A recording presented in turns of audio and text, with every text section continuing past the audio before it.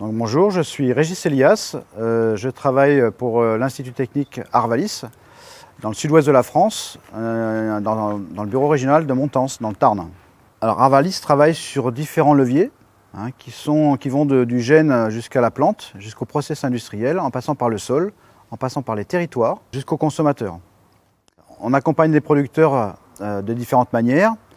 On les invite par exemple à visiter nos expérimentations, en leur expliquant ce que l'on fait et pourquoi on le fait, et qu'est-ce que ça pourrait apporter sur leurs exploitations. On publie des messages, des articles, au travers d'une revue qui s'appelle Perspectives agricoles. On organise aussi des formations sur une journée, 2 journées, autour de différentes thématiques qui intéressent les producteurs, en relation avec nos résultats d'expérimentation.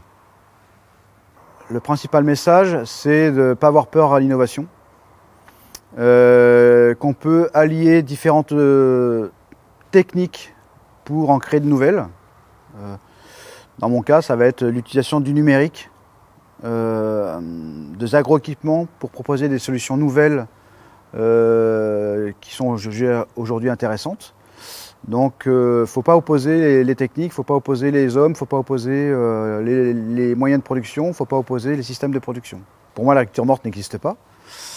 Mais effectivement, on peut essayer d'améliorer un certain nombre de pans de l'agronomie pour trouver de la résilience, pour trouver de l'efficience, pour utiliser les ressources dont on a à notre disposition de façon la plus pertinente possible et la plus durable possible.